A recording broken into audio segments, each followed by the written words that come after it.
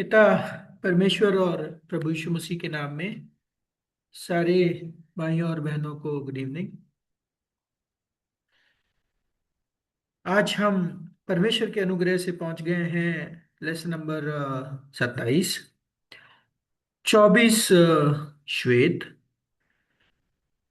आज का विषय हम पढ़ने जा रहे हैं प्रकाशित वाक्य की किताब से। और बहुत ही महत्वपूर्ण विषय है और इसके पीछे गहराई भी बहुत बड़ी है। तो आप सबसे निवेदन है कि ध्यान से सुनिए, कुछ नहीं समझ में आता है तो पूछिए।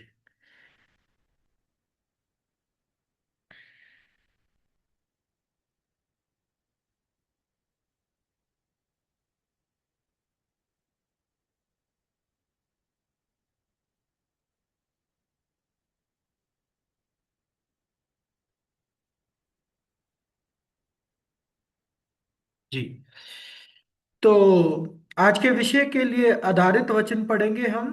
प्रकाशित वाक्य चौथा अध्याय चौथा वचन। उस सिंहासन के चारों ओर 24 सिंहासन हैं और इन सिंहासनों पर 24 प्राचीन श्वेत वस्त्र पहने हुए बैठे हैं और उनके सिरों पर सोने के मुकुट हैं। जी। तो प्रकाशित वाक्य चौथा अध्याय 4 वचन में हम देख रहे हैं 24 सिंहासन लगे हुए हैं। और ये 24 सिंहासन परमेश्वर के सिंहासन के चारों ओर हैं। और इन पर बैठे हुए हैं 24 श्वेत या 24 बुजुर्ग, जिन्होंने सफेद रंग के वस्त्र पहन रखे हैं और जिनके सर पर सोने का के मुकुट हैं। अब इस वचन का अर्थ क्या है? ये 24 श्वेत कौन है और ये क्यों सिंहासन के इर्द गिर्द बैठे हुए हैं?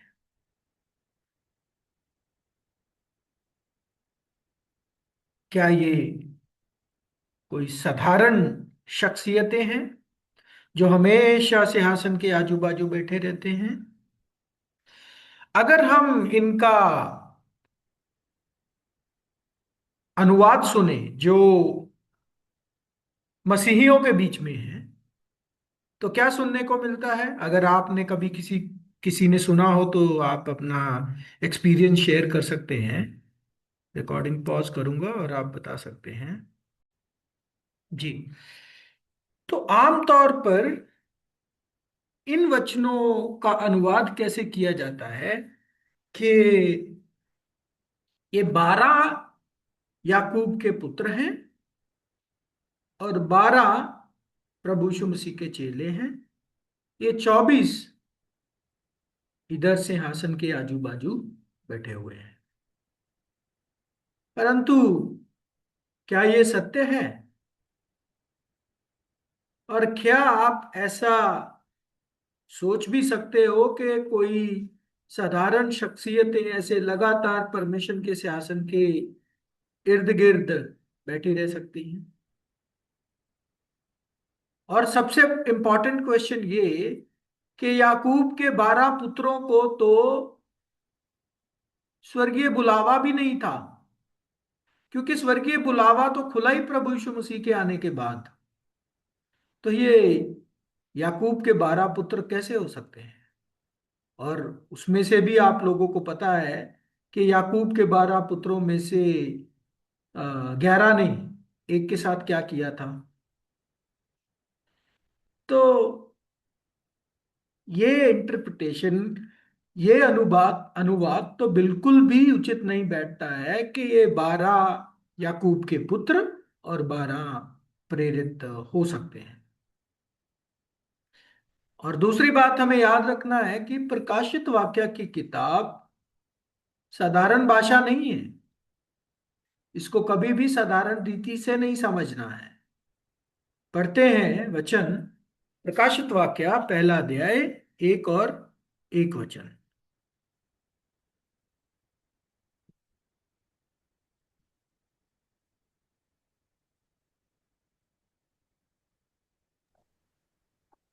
यीशु मसीह का प्रकाशित वाक्य जो उसे परमेश्वर ने इसलिए दिया कि अपने दासों को वह बातें जिनका शीघ्र होना आवश्यक है दिखाए, और उसने अपने स्वर्गदूत को भेजकर उसके द्वारा अपने दास यूहन्ना को बताया।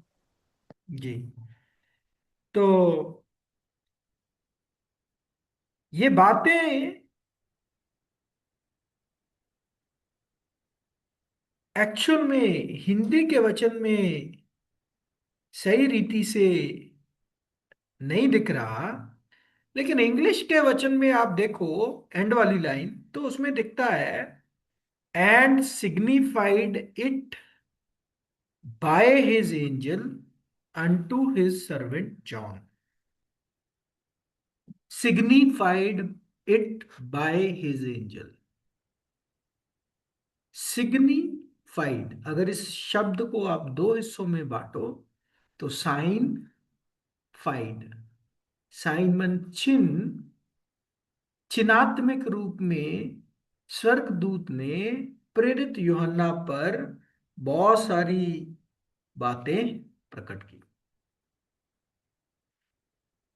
तो प्रकाशित वाक्य की किताब चिन्ह की किताब है, इसको साधारण रीति से हमें नहीं समझना है। और सबसे इंपॉर्टेंट बात, प्रकाशित वाक्य चौथा अध्याय पूरा का पूरा परमेश्वर पर आधारित है। और 6 और 7 वचन की पढ़ाई, प्रकाशित वाक्य चौथा अध्याय 6 और 7 वचन की पढ़ाई हमने लेसन नंबर 25 में की, जिसने हमने जाना पिता परमेश्वर के 4 स्वभाव, एक शेर का सा, एक बैल का सा, एक मनुष्य का सा, और एक उकाब का सा। और ये वचन भी हम देख रहे हैं प्रकाशित वाक्य चौथा अध्याय चौथे वचन में ही मिलता है। इसका मतलब सीधा सीधा ये हुआ कि इस वचन का संबंध भी प्रभु यीशु मसीह के साथ ही होना चाहिए। सॉरी, इस वचन का संबंध भी, माफ कीजिए, पिता परमेश्वर के साथ ही होना चाहिए। इस वचन को समझना है तो चिन्हों को हमें समझना पड़ेगा पहले, फिर या जाकर इस वचन का हम अनुवाद समझ पाएंगे। तो चिन्ह में सबसे पहले हम क्या देख रहे हैं, इस वचन को अगर हम दोबारा से देखें प्रकाशित वाक्य 4:4 को, तो हम देखते हैं एल्डर, यानी कि श्वेत एल्डर को बुजुर्ग बोल लें, ये बुजुर्ग बैठे हुए हैं, है ना। अब ये क्या हो सकता है एल्डर? एल्डर का मतलब होता है वो जो बहुत पुराना हो, जिसकी आयु बहुत लंबी हो या बहुत लंबे समय से चलते आ रहा हो, है ना। तो ये क्या हो सकता है? ऐसी कौन सी चीज है जो बहुत लंबे समय से चलते आ रही है और उसका सीधा सीधा संबंध परमेश्वर के साथ है? तो वो क्या हो सकते हैं एल्डर? अब एल्डर को, इसको ये मत समझो कि कोई बंदा होगा, एल्डर कुछ और भी हो सकता है। क्या हो सकता है देखते हैं। प्रेरितों के काम 3 अध्याय 21 वचन। अवश्य है कि वह स्वर्ग में उस समय तक रहे जब तक कि वह सब बातों का सुधार ना कर ले जिसकी चर्चा प्राचीन काल से परमेश्वर ने अपने पवित्र भविष्यवक्ताओं के मुख से की है। जी। तो ये क्या हो सकता है? ये हो सकते हैं परमेश्वर के वो खास वचन, खास भविष्यवाणियां जो बहुत लंबे समय से परमेश्वर बोलते आए हैं। किनके थ्रू? अपने भविष्य वक्ताओं के थ्रू। भविष्य वक्ताओं के मुख से निकली परमेश्वर की वो भविष्यवाणियां जो 4,000 साल पुराने, 5,000 साल पुराने, ऐसे काफी लंबे समय से वो भविष्यवाणियां चल के आ रही हैं। तो सिंपल शब्दों में, एल्डर कौन है, बुजुर्ग कौन है, श्वेत कौन है? परमेश्वर के वो भविष्यवाणी वाले वचन जो बहुत लंबे समय से या बहुत पुराने समय से बोले गए, अभी भी फुलफिलमेंट, पूरा होने के इंतजार में है। तो एल्डर कौन है? परमेश्वर की भविष्यवाणी वाले वचन। भविष्य वक्ता नहीं, परमेश्वर के भविष्य वक्ता एल्डर्स नहीं है, भविष्यवाणी वाले वचन एल्डर्स हैं या श्वेत हैं। तो ये बात पहले हमें सीधा सीधा ध्यान रखनी है। अब 24 ही क्यों है ये? 24 ये इसलिए है क्योंकि पुराने नियम में भविष्य वक्ताओं की गिनती 24 ही है, जिनको परमेश्वर ने अपने औजारों के तौर पर इस्तेमाल किया है, परमेश्वर के वचन प्रकट करने के लिए, परमेश्वर की भविष्यवाणियां प्रकट करने के लिए। और इनका केंद्र बहुत लंबे समय से है, बहुत पुराने समयों से ये शब्द, ये वचन बोले गए हैं। अभी थोड़ी देर में एक एक एल्डर्स के साथ, एक एक भविष्यवाणी के साथ हम मुलाकात करेंगे, लेकिन पहले इस वचन को अच्छे से हम समझ लें, अच्छे से जान लें, इन वचनों की हम अच्छे से अनुवाद कर लें।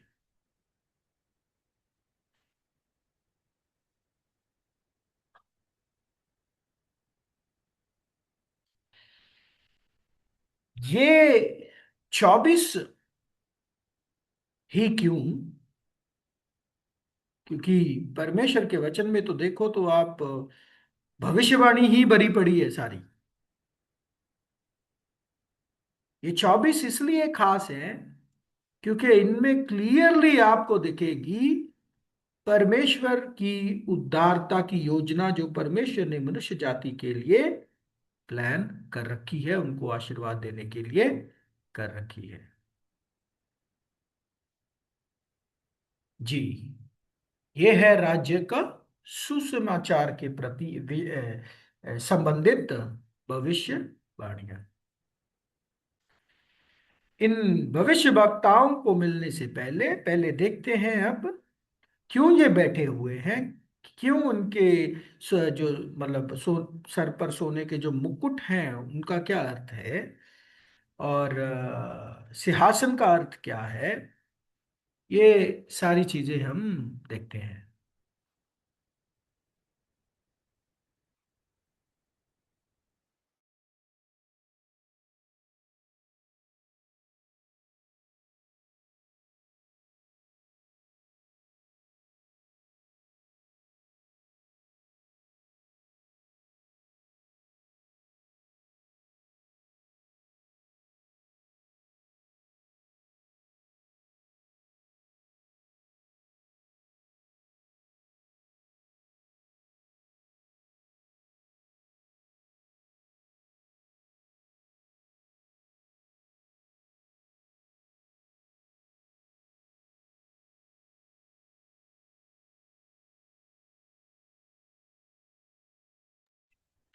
जी, तो सबसे पहली बात, ये सिंहासनों पर बैठे हैं। सिंहासन का परमेश्वर के पवित्र वचन में अर्थ है, सिंहासन चिन्ह है, लेकिन उसका अर्थ है डिवाइन अथॉरिटी, याद रखो प्यारे भाई और बहनों, जब आप प्रकाशित वाक्य में पढ़ते हो ना, परमेश्वर सिंहासन पर बैठे हैं, जब हम बोलते हैं ना सिंहासन पर बैठे हैं परमेश्वर, सिंहासन का अर्थ ये नहीं है कि उधर कोई बहुत सागवान की लकड़ी का बहुत बड़ा बहुत अच्छा कुशन वाला सिंहासन लगा पड़ा है। नहीं भाई, उधर नाशवान चीजें नहीं मिलती स्वर्ग में, परमेश्वर के स्वर्ग में। वो सिर्फ चिन्ह के रूप में दर्शाया गया है, क्योंकि सिंहासन पर जो बैठता है उसके पास डिवाइन अथॉरिटी होती है, अधिकार होता है। तो ये चिन्ह दिव्य, ये सिंहासन मतलब दिव्य अधिकार कि उन परमेश्वर के भविष्यवाणी वाले वचनों के पास दिव्य अधिकार है। क्योंकि परमेश्वर के वचनों के विषय में बोला जाता है, परमेश्वर के वचन ही एंड आमीन है। मतलब जब आमीन बोलते ना, हो जाए हो गया, मतलब उनका होना पक्का है। ये परमेश्वर के वचन की भविष्यवाणियां पूरी होनी पक्की है। इनके पास दिव्य अधिकार है, क्योंकि परमेश्वर के सामने दो चीजें संभव है। नंबर एक, परमेश्वर झूठ नहीं बोलते। नंबर दो, परमेश्वर पलटते नहीं है। ठीक है। तो पहली बात, ये बैठे हुए हैं, सॉरी, ये सिंहासनों पर हैं, मतलब इनके पास दिव्य अधिकार है। दूसरी बात, ये बैठे हुए हैं। बैठे हुए का मतलब क्या है?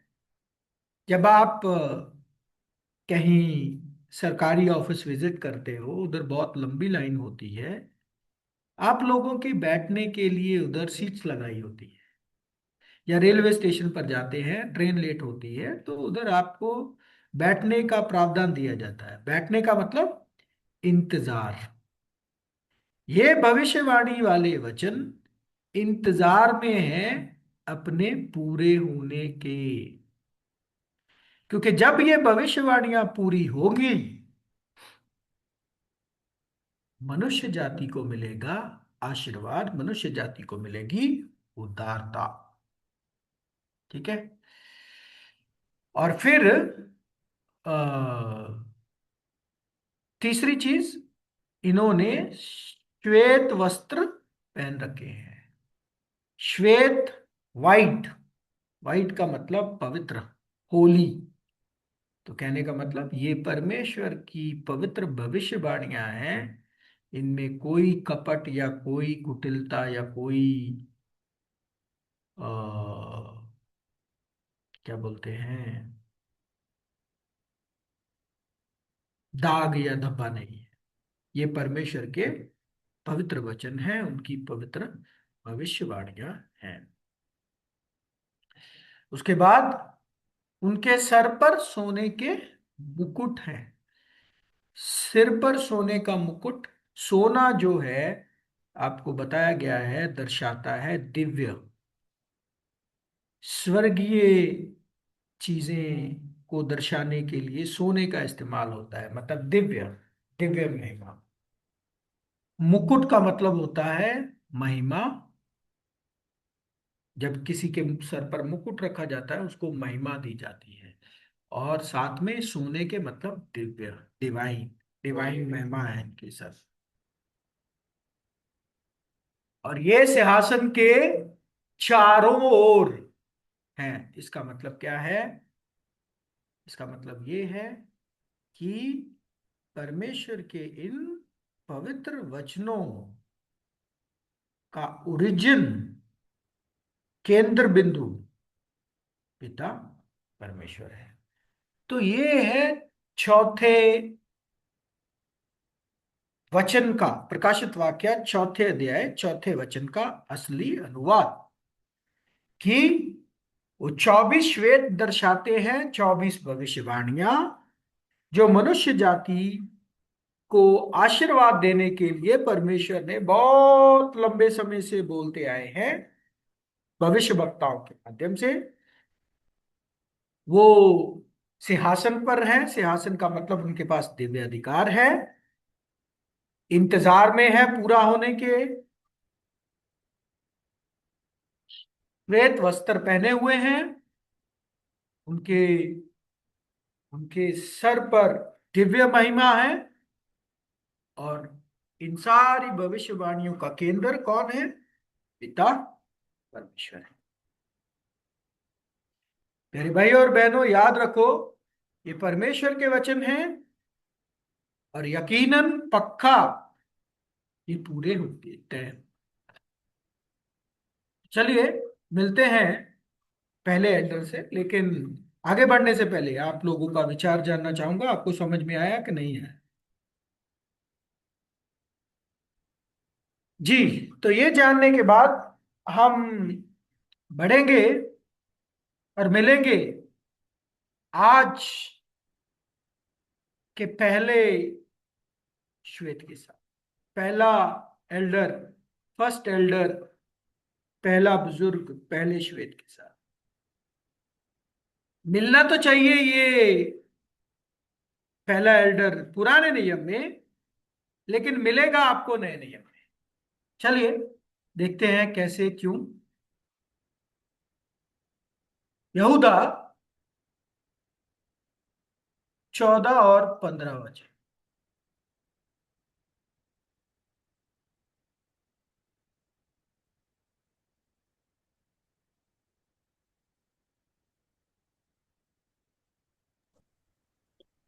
और हनोक ने भी, जो आदम से 7वीं पीढ़ी में था, इनके विषय में ये भविष्यवाणी की। देखो, प्रभु अपने लाखों पवित्रों के साथ आया कि सबका न्याय करे, और सब भक्तिहीनों को उनके अभक्ति के सब कामों के विषय में जो उन्होंने भक्तिहीन होकर किए हैं, और बातों के विषय में जो भक्तिहीन पापियों ने उसके विरोध में कही है, दोषी ठहराए। बड़ी हैरानी की बात है कि पहला श्वेत हमें पुराने नियम में मिल रहा है, लेकिन ये श्वेत बहुत पुराना है। मिल आपको पुराने नियम में रहा है, लेकिन ये शब्द, ये भविष्यवाणी की है हनूक ने।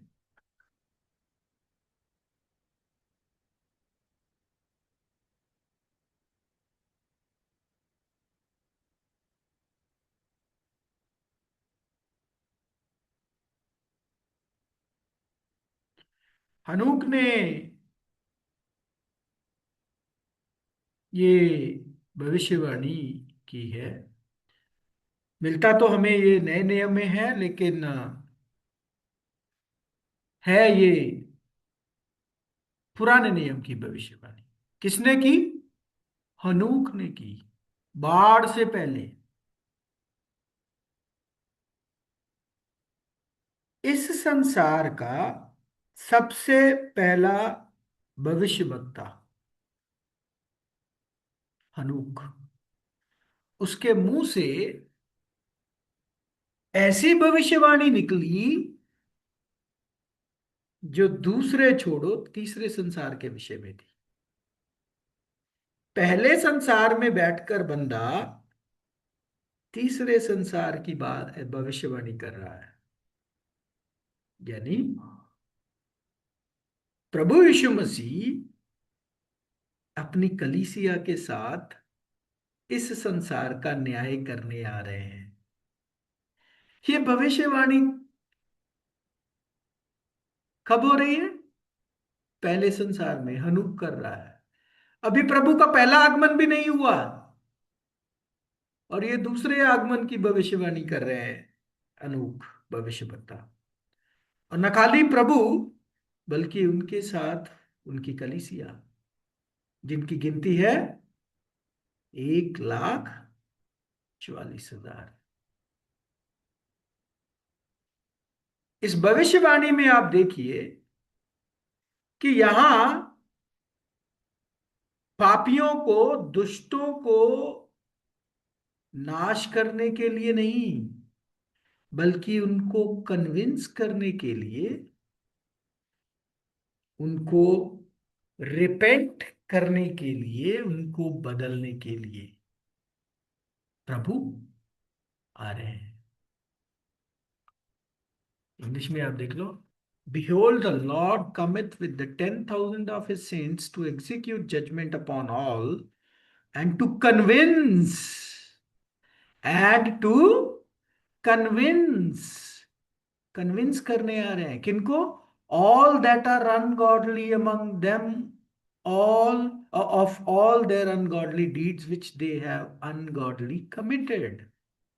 उनको कन्विंस करने आ रहे हैं जो भक्तिहीन हैं, जो उन्होंने अभक्ति वाले काम किए, अभक्ति वाले पाप किए, उन सब को, उन सब से रिपेंट करने के लिए वो उनको कन्विंस करने आ रहे हैं कि आपने जो किया है वो गलत किया है, उससे सुधार करो।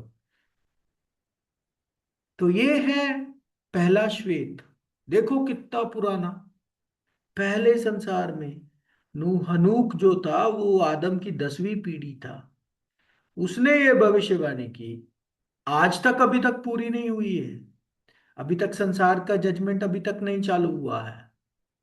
ठीक है। और जजमेंट का अर्थ क्या है पता है? लोगों को कन्विंस करना कि भाई आप लोगों ने अभक्तिहीन काम किए हैं।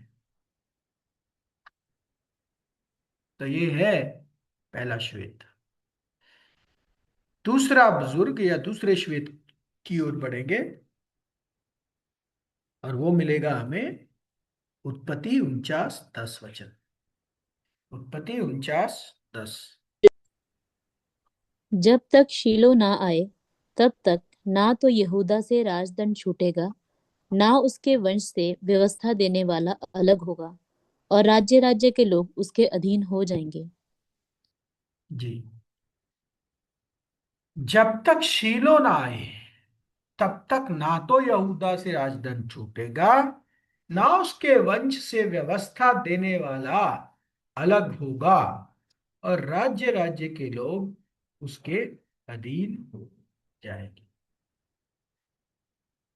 ये भविष्यवाणी, ये बुजुर्ग, ये श्वेत शीलो के विषय में बात कर रहा है।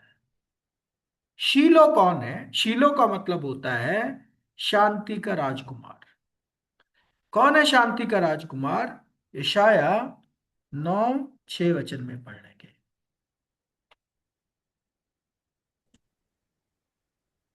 क्योंकि हमारे लिए एक बालक उत्पन्न हुआ, हमें एक पुत्र दिया गया है, और प्रभुता उसके कांधे पर होगी, और उसका नाम अद्भुत युक्ति करने वाला, पराक्रमी परमेश्वर, अनंत काल का पिता और शांति का राजकुमार रखा जाएगा।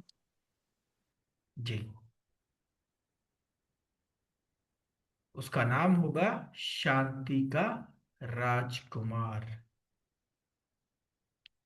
ये शीलो प्रभु यीशु मसीह का नाम है, या ये टाइटल प्रभु यीशु मसीह के लिए है। और ये श्वेत या ये भविष्यवाणी प्रभु यीशु मसीह के राज्य के विषय में बात कर रही है। और ये भविष्यवाणी किसने की या ये शब्द किसने बोले? उत्पत्ति 49:16 वाले ये शब्द निकले याकूब के से। हाँ प्यारे भाई और बहनों, आज हम जो संसार की परिस्थिति देख रहे हैं, कलेशों, मुश्किलों, परेशानियों से भरी हुई, दुखों से भरी हुई, जहां पे शांति ही नहीं है बिल्कुल। और शांति अगर प्राप्त करनी है तो इसका एक ही सोल्यूशन है, वो है शीलो का राज्य। शीलो शांति का राजकुमार कौन? हमारे प्रभु यीशु मसीह। जब वो दूसरे आगमन में आते हैं और अपना राज्य, परमेश्वर का राज्य इस पृथ्वी पर स्थापित करते हैं, तब जाके वो प्रार्थना पूरी होगी जो मती 6:10 में प्रभु यीशु मसीह ने सिखाई।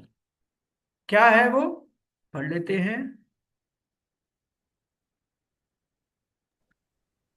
तेरा राज्य आए, तेरी इच्छा जैसे स्वर्ग में पूरी होती है, वैसे पृथ्वी पर भी हो। जी। तो तेरा राज्य आए, तेरी इच्छा जैसे स्वर्ग में पूरी होती है पृथ्वी पर भी हो। आज तक ये प्रार्थना पूरी नहीं हुई है प्यारे भाइयों और बहनों।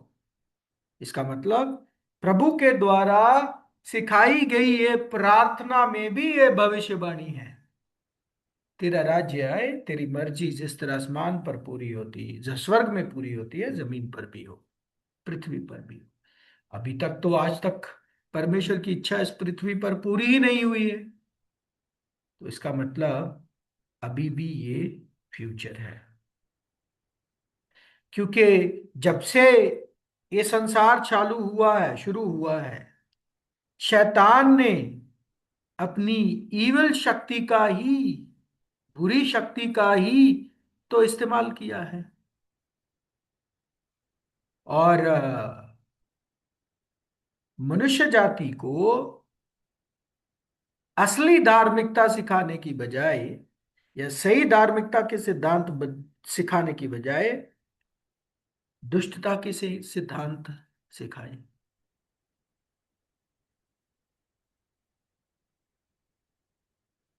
तो असली शांति, जो सच्ची शांति, सदीपक रहने वाली शांति कब आएगी? जब परमेश्वर का राज्य इस पृथ्वी पर आएगा। और हम सब का फर्ज बनता है ये प्रार्थना हम अपनी अपनी निजी प्रार्थनाओं में करें, जो हमारे प्रभु ने हमें सिखाई। तेरा राज्य आए, तेरी मर्जी जिस तरह स्वर्ग में पूरी होती है, जमीन पर भी हो। क्योंकि तब जाकर इस पृथ्वी पर शांति आएगी। यशाया 14:7 वचन। अब सारी पृथ्वी को विश्राम मिला है, वह चैन से है, लोग ऊंचे स्वर से गा उठे हैं। अब कब? जब परमेश्वर का राज्य इस पृथ्वी पर आएगा, तब शांति मिलेगी इस पृथ्वी के ऊपर। तो ये है प्यारे भाइयों और बहनों, दूसरा श्वेत।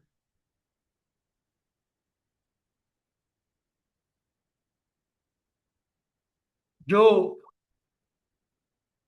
परमेश्वर के राज्य के विषय में है, जो परमेश्वर जो प्रभु यीशु मसीह के राज्य के विषय में, कि शीलो यानी कि शांति के राजकुमार के माध्यम से ही इस पृथ्वी पर सच्ची शांति स्थापित हो सकती है।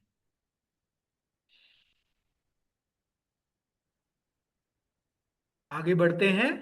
तीसरा श्वेत, तीसरा बुजुर्ग, व्यवस्था विवरण, 18वां अध्याय 15, उसके बाद 18 से लेकर 19।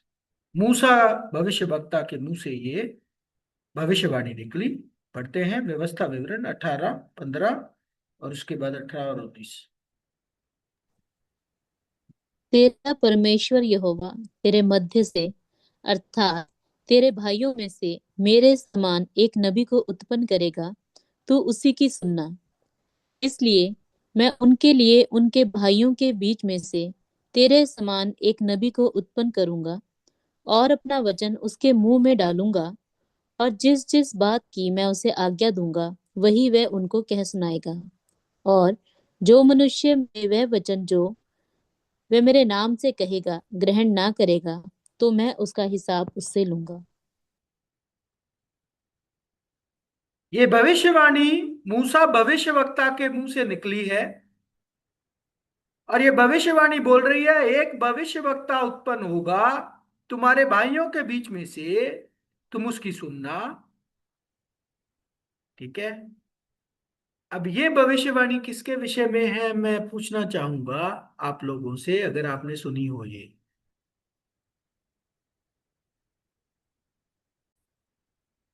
जी। तो इस भविष्यवाणी में हम देख रहे हैं, मूसा बोलता है मेरे जैसा एक और खड़ा होगा।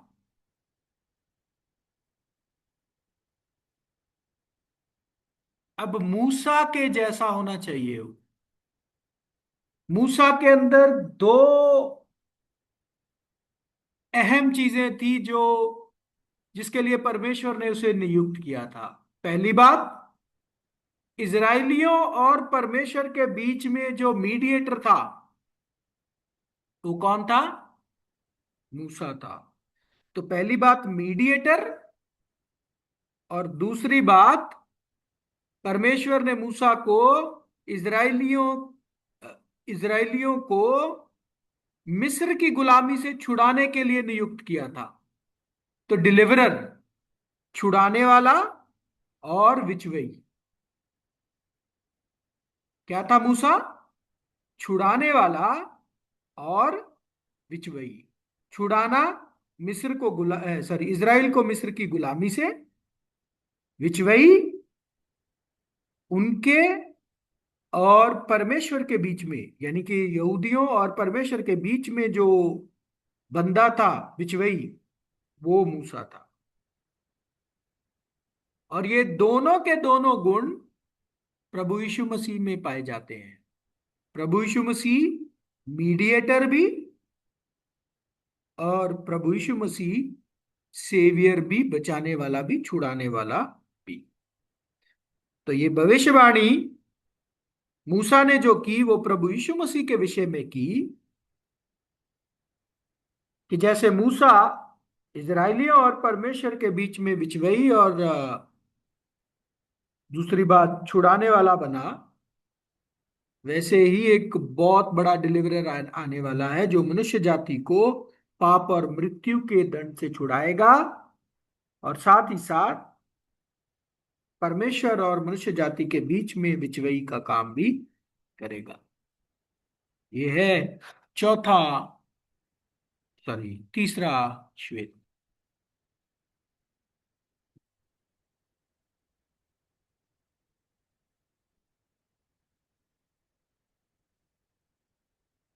पढ़ लेंगे।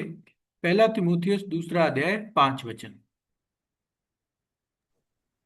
क्योंकि परमेश्वर एक ही है और परमेश्वर और मनुष्यों के बीच में भी एक ही बिचवई है, अर्थात मसीह यीशु जो मनुष्य है।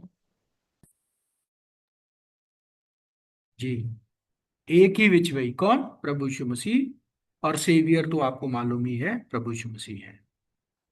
तो ये है तीसरा श्वेत। अभी चलते हैं चौथे श्वेत की ओर, और वो मिलेगा हमें दूसरा शमूएल 7वां अध्याय 13 वचन।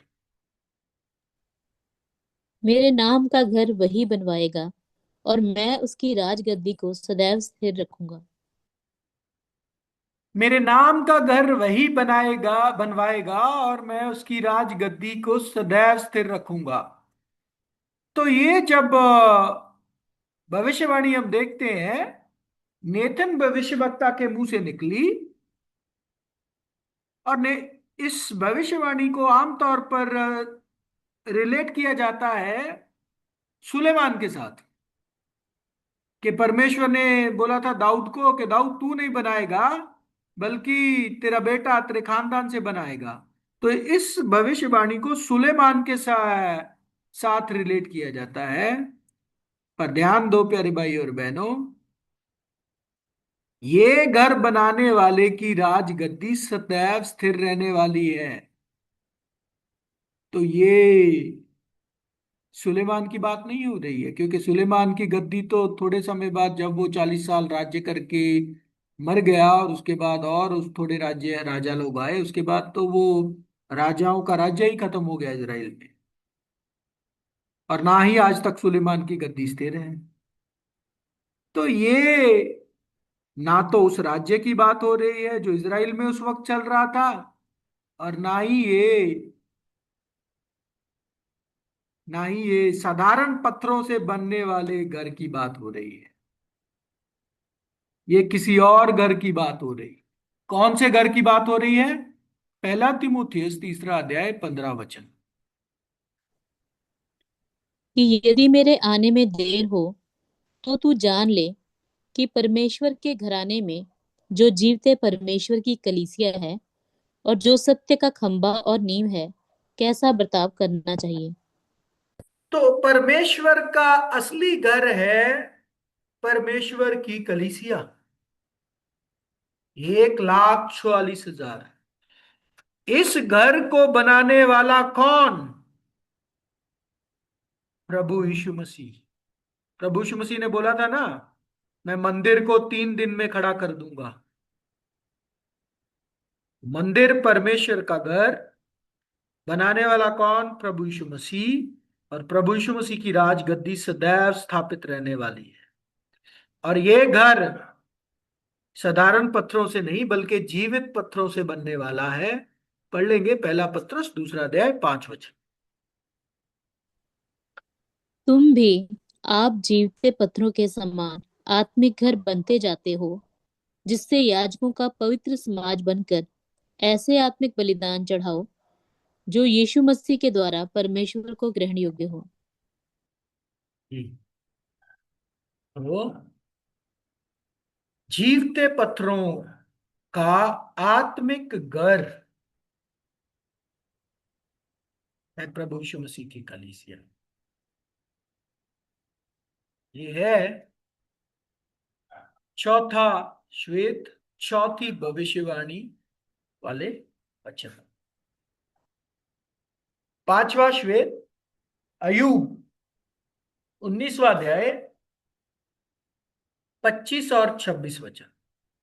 अय्यूब 19, 25 और 26। मुझे तो निश्चय है कि मेरा छुड़ाने वाला जीवित है, और वह अंत में पृथ्वी पर खड़ा होगा, और अपनी खाल के इस प्रकार नाश हो जाने के बाद भी मैं शरीर में होकर परमेश्वर का दर्शन पाऊंगा। जी, ये भविष्यवाणी वाले वचन अय्यूब के मुंह से निकलते हैं, और ये भविष्यवाणी है मुर्दों के पुनरुत्थान की, कि कैसे जब मुर्दे जी उठेंगे उनकी परिस्थिति वैसे की वैसी होगी जिस परिस्थिति में वो मरे। वचन पढ़ लो 27।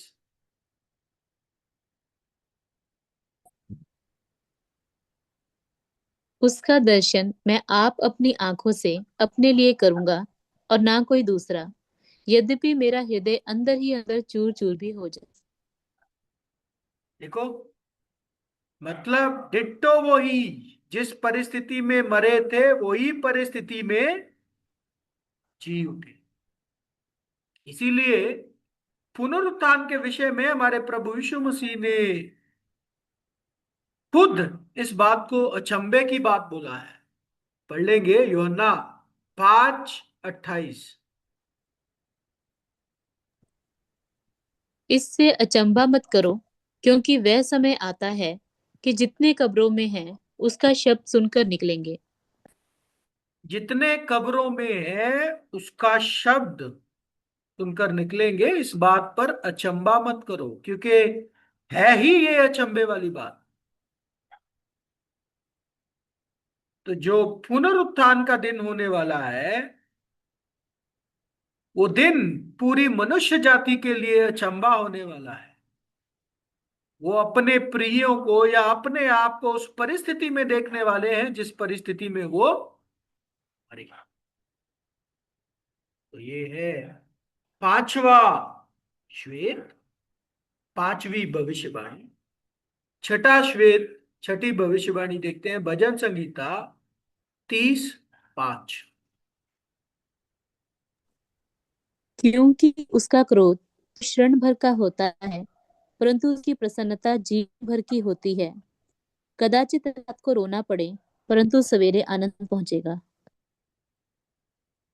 जी, ये दाऊद भविष्यवक्ता के मुंह से निकले परमेश्वर के भविष्यवाणी वाले वचन हैं, और जो बता रहे हैं कि परमेश्वर की दिव्य योजना में कैसे परमेश्वर की दया और परमेश्वर का प्रेम मनुष्य जाति पर आशीर्वाद की तरह बरसेगा।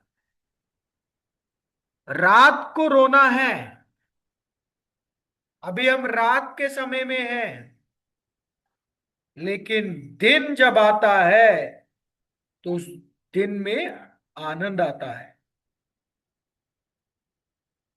दिन का मतलब परमेश्वर का राज्य, रात का मतलब अभी जिस वर्तमान समय में हम रह रहे हैं, क्योंकि परमेश्वर के राज्य में आशीर्वादित जीवन मिलने वाला है और सब वस्तुओं का सुधार होने वाला है। हमारे प्रभु यीशु मसीह सब चीजों का सुधार करने वाले हैं। प्रेरितों के काम 3 अध्याय 21 वचन। अवश्य है कि वह स्वर्ग में उस समय तक रहे जब तक कि वह सब बातों का सुधार ना कर ले, जिसकी चर्चा प्राचीन काल से परमेश्वर ने अपने पवित्र भविष्यवक्ताओं के मुख से की है। जी। तो सुधार, सब बातों का सुधार, restitution of all things, the times of restitution of all things. ये समय है हमारे प्रभु यीशु मसीह का 1000 साल का राज्य, जिसमें वो सब बिगड़ा हुआ ठीक करने वाले हैं, मनुष्य जाति को वापस उसकी ओरिजिनल परिस्थिति में लेकर जाने वाले, रेस्टोर करने वाले हैं। रेस्टोर, तरोताजा, वापस वैसा ही जैसा पहले था। पढ़ लेंगे एक और वचन, मत्ती 19वां अध्याय 28 वचन।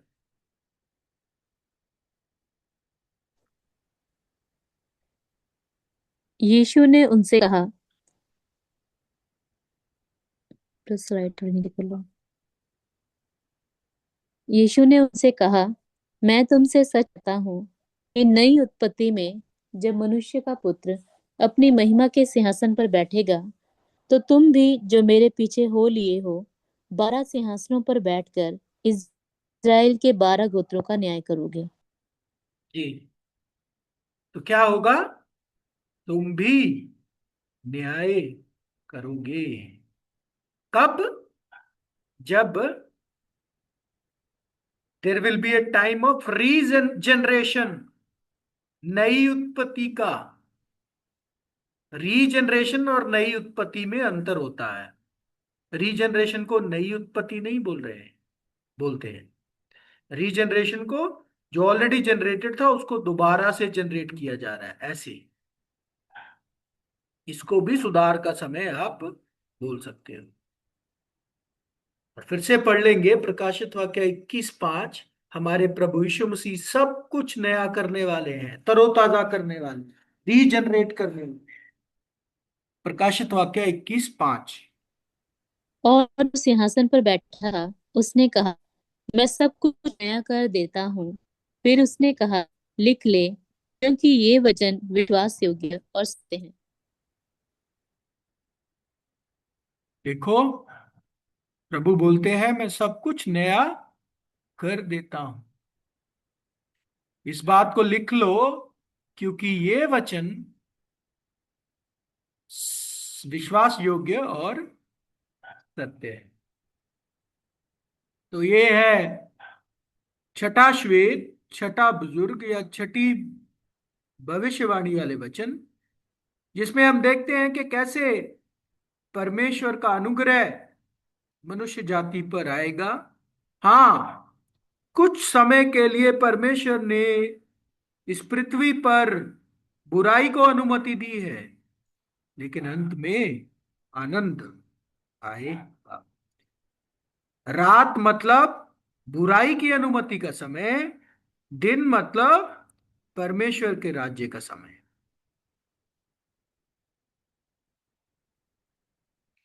आई थिंक इधर ही रुकते हैं, बाकी का अगले सप्ताह करेंगे।